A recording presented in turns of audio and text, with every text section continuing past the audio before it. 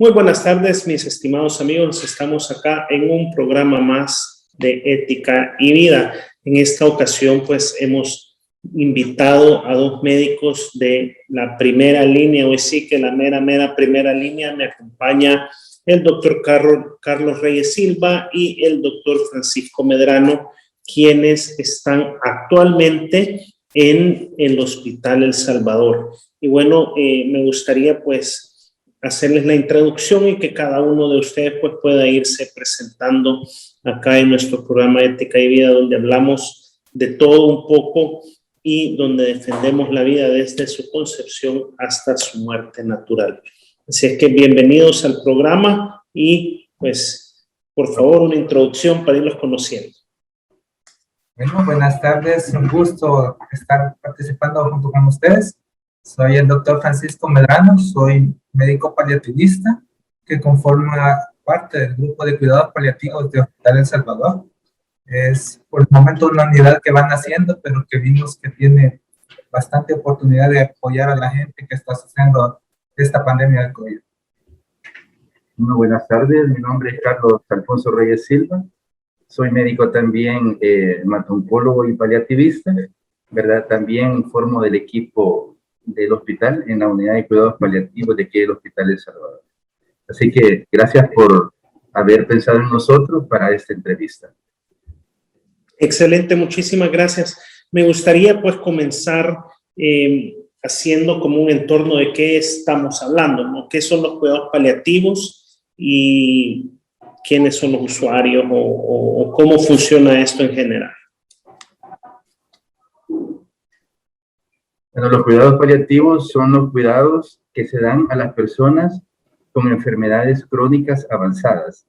Estas pueden ser oncológicas o no oncológicas, como por ejemplo pero después vamos a hablar de los usuarios, en lo cual lo que se intenta es evitar el sufrimiento del paciente y de su familia a través de una detención temprana de los síntomas físicos, espirituales, emocionales y psicológicos.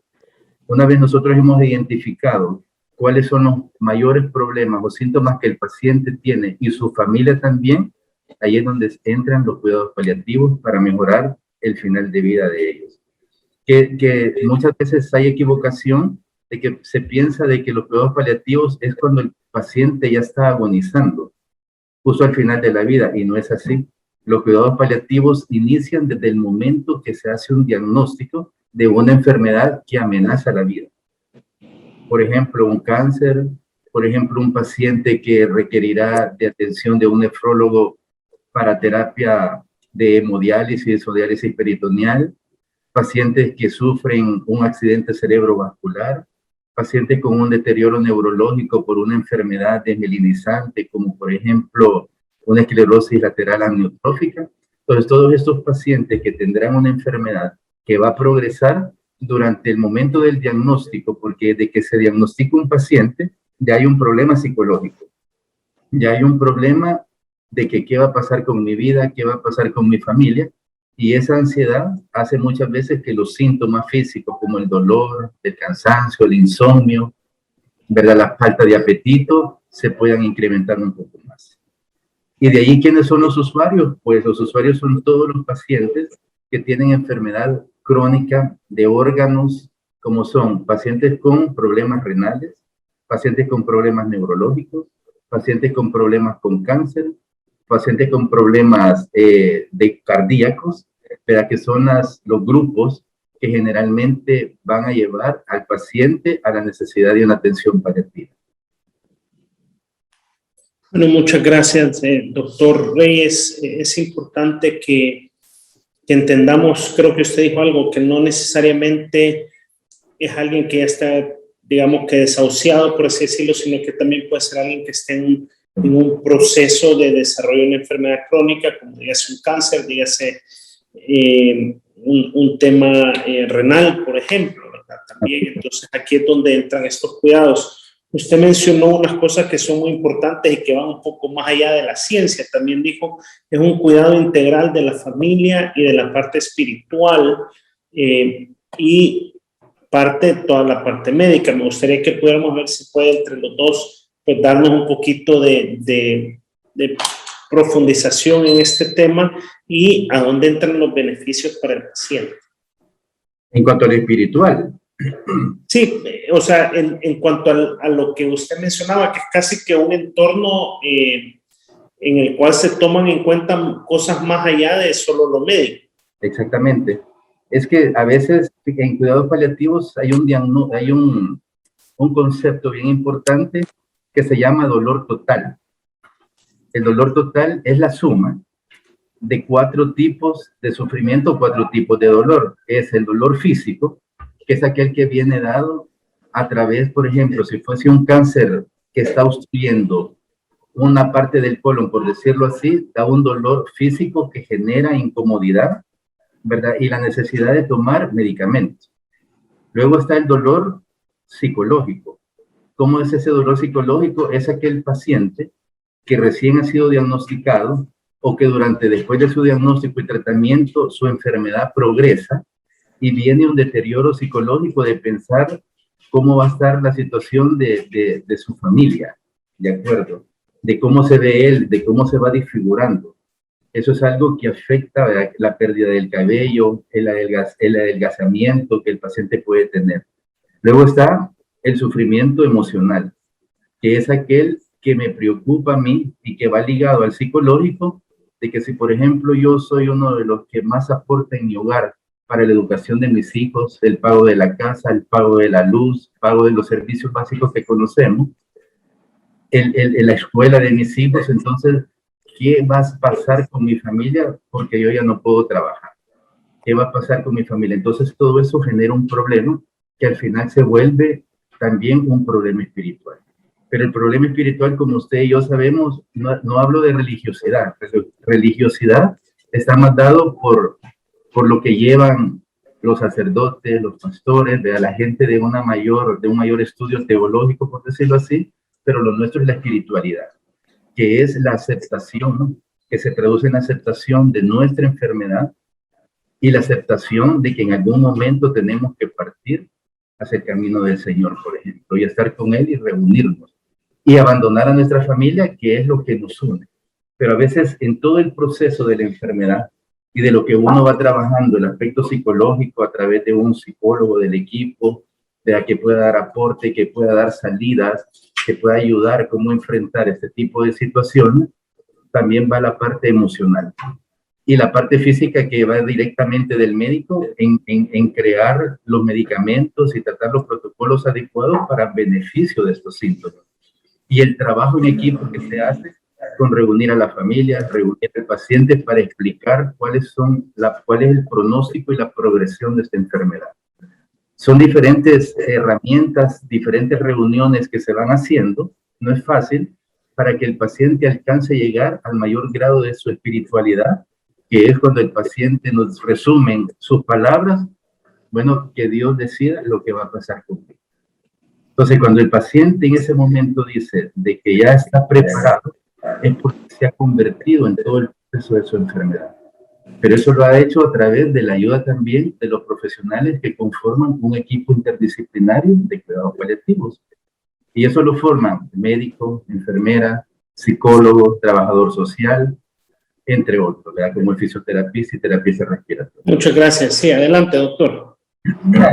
Quizás retomando el tema, usted nos hacía énfasis también en algo que a veces no se ve dentro del área médica, que es confrontar una enfermedad crónica, hacer partícipe a la familia. Fuera de todo lo físico, ya mencionaba el doctor Reyes, que esta es una especialidad que busca integrar todos los aspectos del ser humano, tanto lo físico, lo emocional, lo social, porque como ya se mencionaba, todos esos aspectos son abordados de parte de nosotros. No solo como médicos, sino que ya se explica que no es una exclusividad médica, sino que también es un equipo de trabajo conjunto. Igual, por la otra parte, el paciente es la familia la que lo va a estar apoyando durante toda esta transición. Y el desenlace, pues, cada quien lo conoce, que puede desencadenar en muerte, pero es nuestro trabajo, el poder ayudarlo en solucionar o solventar algunas de las situaciones, dudas o dolores que pueden surgir dentro de esta transición de una enfermedad, que pueden provocar un sufrimiento pues que nos limita nuestra calidad de vida. O sea, una persona está acostumbrada a cierta estabilidad, a cierta rutina, y una enfermedad lo saca a uno fuera de esta rutina.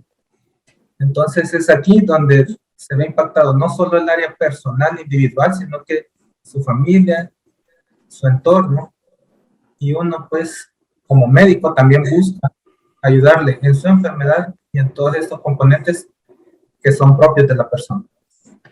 Ahí, agregando algo en el aspecto espiritual, hemos tenido muchos pacientes, ¿verdad? De que en el proceso de su vida algunos jóvenes no han hecho su primera comunión, por ejemplo, en pacientes con leucemia, que a veces es de una edad más temprana, por ejemplo, que no han hecho su primera comunión, o parejas que no se han casado a lo largo de la vida, sino que han vivido bajo una relación conyugal, ¿verdad? Pero de años en la cual ya hay hijos y todo eso. Al final, ellos quieren terminar esa relación y antes de que muera la pareja, ¿verdad? Deciden casarse, deciden hacer la primera comunión, deciden bautizarse. Entonces para nosotros, el componente espiritual y que ellos se sientan agraciados y amados por Dios es importante. Y tal vez es algo que les falta a ellos, realizarse como persona para cumplir uno de los mandamientos más grandes, y buscan ese tipo de situación que uno les ayude. Y entonces, independientemente del tipo de religión que sea, ¿verdad? Porque los cuidados paliativos no hacen predilección por una sola, pues se hace. Tenemos infinidad de pacientes que se han casado y con un casamiento legal, pues no es inventado, ¿verdad? Sino que un abogado, con un sacerdote, en ocasiones algún pastor, ¿verdad? Que se ha requerido dependiendo de la religión de ellos para alcanzar ese grado que ayuda a la confortabilidad espiritual de la persona y de la pareja. Y eso le da un mayor soporte. Wow, qué interesante y qué bueno escuchar pues todo ese apoyo que realmente ahí es donde esto sí va mucho más allá de la ciencia, y creo que eso es lo importante y lo valioso de los cuidados paliativos, que son mucho más complementarios, que van enfocados mucho en la persona y sobre todo en su dignidad, que creo que eso es lo que nosotros pues agradecemos del trabajo que ustedes hacen, pero sobre todo creo que es lo que le da una mayor relevancia a esta especialidad dentro de la rama de la medicina. Quiero pues pedirles que no nos cambien, vamos a ir a nuestro pequeño corte y al regresar me gustaría que platicáramos un poco de los cuidados paliativos dentro del Hospital El Salvador, y si hay algo, pues también al final pues dedicar un poco de tiempo para las personas que como yo estamos interesados en seguir conociendo un poco de algún protocolo, cosas que vamos a seguir para seguirnos protegiendo y pues ir saliendo adelante de esta pandemia. Así es que por favor no nos cambien, volvemos enseguida. Gracias.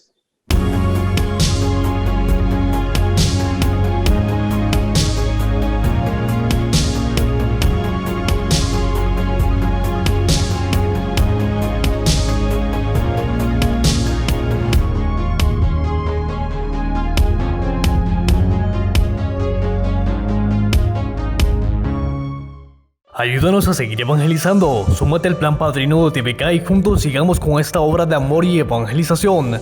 Apadrina una hora de esperanza de tu canal católico. Dona $25 al mes, que simboliza una hora de transmisión. Contamos contigo y tu familia siendo padrinos con su ofrenda mensual.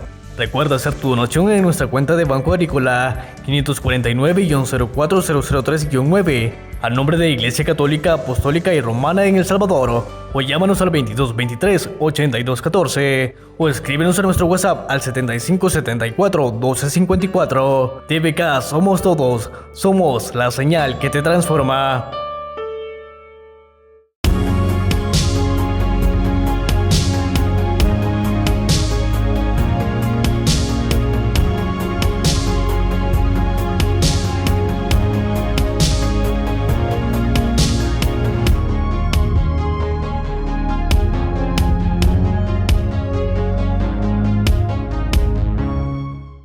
Volvemos con nuestro programa Ética y Vida, así conmigo los doctores Francisco Medrano y el doctor Carlos Reyes Silva. Ellos son pues médicos especializados en cuidados paliativos, actualmente destacados en el Hospital Nacional de El Salvador. Doctora, muchas gracias por seguir aquí con nosotros. Me gustaría pues para esta segunda etapa de nuestro programa poder platicar un poco sobre las experiencias que a ustedes les ha tocado vivir durante esta pandemia en esa especialidad, ¿verdad? En los cuidados paliativos. Ok. Primero, hacer una diferencia en lo que era antes y lo que es ahora. Los cuidados paliativos, lo que siempre lo ha caracterizado es la presencia cercana con el paciente y la familia, ¿verdad? Porque ahí se logra integrar lo que en el anterior espacio lo habíamos comentado, desde trabajar cara a cara con el paciente y la familia para identificar los problemas y darle soluciones. En cuanto al COVID, eso nos hizo una diferencia grande, porque por el riesgo de contagio no puede haber, y por el traje que se utiliza, no puede existir ese contacto cercano que nosotros estamos acostumbrados a tener. Entonces eso nos trajo a nosotros mundialmente, no solo en El Salvador, el problema de cómo de nuevo poder llegar y aliviar el dolor del paciente y de sus familiares. Y a nivel mundial pues se hicieron diferentes estudios que fueron haciéndose desde el año pasado, desde el inicio de la pandemia, y pues se logró en un momento determinado pues que cuidados paliativos tenían que estar presentes y ayudar. ¿Por qué razón? Uno de los mejores problemas, de los peores problemas que tuvimos fue en el inicio la falta de comunicación. Habían familiares que no podían comunicarse con sus familiares pacientes, no sabían cómo iba la evolución, los médicos y enfermeras no sabíamos cómo dar la información de cómo estaban los pacientes por la cantidad que había, por la no preparación que en un inicio teníamos. Sin embargo, conforme fue pasando el tiempo y nos fuimos estabilizando, pues se crearon puentes adecuados, como por ejemplo la realización de videollamadas, la realización de audios, ¿verdad? Ahora, pues el hospital específicamente, los familiares sí no pueden entrar por el riesgo de contagio, como había dicho, pero la unidad de paliativos acá, vemos 5 médicos, hay un recurso de enfermería, está trabajo social y psicología también, nos apoyan. Todo familiar que necesite información de su paciente ingresado en el Hospital de El Salvador, entra a través de trabajo social. Y trabajo social nos comunica a nosotros quienes tienen la mayor necesidad por un sufrimiento mayor. Aquí hemos tenido reunidos a familiares que hemos hecho oraciones, que han llorado por su familiar que está adentro en una condición crítica, y hemos llevado de la familia hacia el paciente con el equipo, porque el equipo entra a ver a los pacientes. No estamos atrás de un monitor, sino que entramos, todos los días se entra 2 o 3 veces al día a evaluar a estos pacientes para darles el mayor confort posible y que aquel paciente que está muy desconfortado, pues no sienta la sensación de agonía, de la sensación de falta de aire, que tenga menos sufrimiento por no tener contacto con su familia, aunque no se hable directamente. Entonces esto ha ayudado a través de videollamadas, de mensajes, mandan camándulas, alguna oración, se mandan cartas. Entonces todo eso ha ayudado al acercamiento el que hay del paciente y sus familiares. Y eso obviamente ha mejorado mucho ese tipo de condición. ¿Verdad? Y lastimosamente el paciente que fallece sabiendo que su familiar no puede entrar, pero que está pendiente de él. A través de un audio, mensajes de los hijos, de las esposas, esposos, tías, ¿verdad? Que nosotros ingresemos con una carta, como vuelvo a repetir, para que el paciente lo lea o uno leerle ahí adentro las condiciones.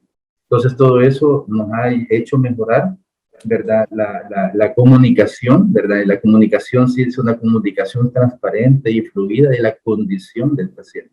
Porque lastimosamente, aunque el COVID no es una enfermedad crónica, como habíamos establecido que es el objetivo de los cuidados paliativos, Es una enfermedad aguda que amenaza la vida del paciente desde el momento que se hace una infección moderada a grave. Entonces, ¿cuáles son los mayores síntomas? La disnea, que quiere decir falta de aire, la angustia, viene delirio. Entonces, todos estos síntomas nosotros los podemos tratar para que el paciente no sufra esta condición que está en ese momento, y hacemos valer un procedimiento de una sedación para que este paciente esté lo más tranquilo y relajado posible. ¿De acuerdo? Así como tal cual a un paciente que le hacen una endoscopía, le hacen una sedación para que no siente el procedimiento y no esté luchando contra el médico o rechazando el procedimiento. Eso es, no sé, ¿nos agregarán? Esta es realmente la experiencia que se tuvo aquí en el Hospital de El Salvador, pues fue bastante innovadora, podemos llamarlo así. Ya bien lo mencionábamos que la mayor dificultad ha sido la distancia, el aislamiento que sufre el paciente, pues, tanto de su familia, de la sociedad, ya que en algún momento pues pasa solo. Un paciente que entra ingresado con un diagnóstico de COVID, aparte de sus preocupaciones por la enfermedad, la angustia por su familia, la esperanza que tiene de progresar en esta enfermedad, muchas personas lo que necesitan es un apoyo. Aparte del tratamiento médico, necesitan el confort de las palabras familiares, de las palabras de alguien que le motive. Hasta el momento, pues nosotros como equipo, nosotros tratamos de brindarle al paciente este tipo de ayuda, este tipo de alivio, no solamente en la parte física. Hay pacientes que cuando ya ven que otro paciente se complica, puede empezar a sufrir de una manera psicológica. Ya empieza a perder la esperanza, deja de luchar. Entonces aquí es donde entramos en los otros componentes de lo que es cuidados paliativos en cuanto a la espiritualidad y a lo emocional, y entonces ya se tiene que buscar otras alternativas. Y si bien pues nosotros no es nuestra área la religiosidad, pero sí la espiritualidad, nosotros tratamos de buscar aquí un apoyo, un recurso, de forma que el paciente se vea beneficiado, no solamente en lo físico, en lo que nosotros nos estamos enfocando dentro del Hospital Salvador, sino que también que se vea beneficiado de aquella parte que queda descuidada en algún momento, que aquella separación, aquella soledad a la que se ve sometido por esta enfermedad, nosotros podamos suplirla, ya sea a través de las videollamadas, a través de las cartas, incluso hay personal de psicología que entra a brindar su atención como tal. Hemos recibido visitas de sacerdotes que entran a confortar a este tipo de pacientes. Y a veces una palabra para ellos es más que suficiente para sentir ese alivio que ellos están buscando. Es bien importante hacer mención también que, o sea, hablando desde el punto de vista ético, pues que como se llama el programa, el espacio de ética que había mencionado usted al inicio del programa, el hospital, todos sus recursos junto con los intensivistas se tratan para sacar al paciente adelante. No hay algo que nos detenga, que la prioridad es salvar al paciente. Lastimosamente, pues la enfermedad a veces es, y acompañado de las comorbilidades que pueden tener los pacientes, que sean diabéticos, que sean hipertensos, que haya obesidad, lastimosamente eso disminuye su pronóstico de poder salir adelante. Sin embargo, se hace hasta lo imposible, hasta el último momento que el paciente está ingresado. Y lo decimos porque muchas veces los familiares, eso es algo que nos preguntan y nos dicen, doctor, y entonces le van a quitar el tubo, le van a quitar el tubo para que ya deje de respirar. No, quien tiene tubo se queda con el tubo hasta el final, lastimosamente. Y lo que sí se dan medidas de confortabilidad, y para también aquellas personas que no aceptan intubarse, porque hay muchos pacientes que entran y como voluntad anticipada solicitan no ser intubados y ser sometidos a una ventilación mecánica. A ese paciente lo apoyamos más aún, ¿verdad? Porque si lo acompañamos en la parte espiritual, si se acompaña en un adecuado control de síntomas, bajo los principios éticos de beneficencia, no maleficencia, ¿verdad? Y de autonomía del paciente para respetar. Entonces, eso para nosotros es bien importante y quiero que la población quede tranquila de que familiar que quede en el hospital se lucha hasta el final con él y se trata de mantenerlo dentro de toda mente, lo ético, lo más confortable posible. Excelente, doctora. Muchísimas gracias. Creo que eso es muy confortable o reconfortante para las personas que de alguna forma están viendo este programa y tienen algún familiar en el hospital o conocido, y creo que eso ayuda mucho. Quiero aprovechar estos últimos minutos que nos quedan dentro de este programa para poder hacerles una pregunta y pedirles un consejo. La pregunta es, de las personas que actualmente tienen hospitalizadas o que tienen condiciones más delicadas, hay gente que, ¿cómo es ese ratio entre el vacunado y el no vacunado, todas las dosis, solo una dosis, entre esta gente que ya tiene una necesidad de hospital? Porque a cualquiera le puede dar, pero no necesariamente tiene una necesidad de hospital, ¿verdad? Entonces eso sería lo primero, como para tal vez de alguna forma poder motivar a quien no se ha animado todavía a vacunarse, a que vea que sí hay un efecto positivo de hacerlo. Muy buena pregunta. Bueno, pues realmente la experiencia aquí en el hospital es nueva, como la enfermedad, pero realmente la vacunación vino a ayudar un poco. Mucha de la gente que tenemos ingresada, ya hay varias personas que sí han recibido su segunda dosis, pero son las personas que se complican menos. Tienen un mejor pronóstico a lo largo de la enfermedad, tienen mayor tasa de recuperación. Las neumonías, que son las principales causas de un ingreso, son de menor agresividad y tienen menos tendencia a complicarse de progresar a lo que es una ventilación mecánica. Realmente la vacunación ha venido a ayudar en cierto porcentaje, pero el hecho de que esté la vacunación completa no es una garantía para que no nos vayamos a enfermar. La enfermedad siempre puede dar, pero sí la vacunación ayuda en que disminuyan aquellas formas graves de la enfermedad. Las últimas, como un mes antes o 2 meses antes, por decirlo así, de la vacación de agosto, teníamos un alce bastante significativo de pacientes COVID, que durante la vacación de agosto se aumentó. Se hicieron evaluaciones locales para ver cómo estábamos y el 80%, fíjense bien, que la población tome nota de eso, el 80% de los pacientes ingresados no estaba vacunado. O sea, el 80% no tenía vacunas. Entre el 80 y el 20% restante tenían una dosis o ya tenían algunos las 2 dosis. Pero como decía el doctor Medrano, estos pacientes tuvieron mejor pronóstico porque la enfermedad fue menos intensa que nosotros. Y habían pacientes más jóvenes también. Tenemos pacientes desde los 16 años, ¿verdad? 16 años que hubo una persona, y ahí entre 19 y los 55 años. Entonces es bien importante el vacunarse. No tengamos miedo. Todo lo nuevo nos asusta, pero también corremos mucho el riesgo, y el riesgo hacia nuestros familiares también, que debemos de pensar de que si nosotros no nos vacunamos, estamos siendo un factor de contagio para nuestra familia y para nuestros amigos. Porque en un principio dirán, yo no me he vacunado hasta ahora y aquí ando bien, sí, pero porque los demás andan con mascarilla. Pero llegará un momento, aquí hay muchos pacientes que en esa situación han estado y ahora se arrepienten de no haberse vacunado.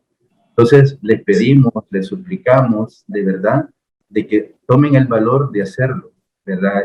Las vacunas son algo novedoso, son a partir de virus, entonces, esto quieras o no, siempre da fiebre. Si ustedes son padres y han vacunado a sus hijos, y al ponerles un tipo de vacuna les da fiebre, les da dolor en el brazo, porque es normal, es un proceso normal.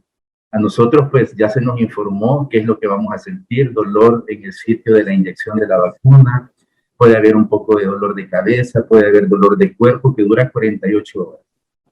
Eso es soportable a través de un acetaminofén, a través de otro analgésico un poco más potente, y 48 horas pasan, pero estar sometido acá dentro del hospital o en cualquier otra unidad de cuidados de atención de pacientes COVID sufriendo lo que los pacientes verdaderamente sufren, no pensarían y se irían a vacunar de la forma.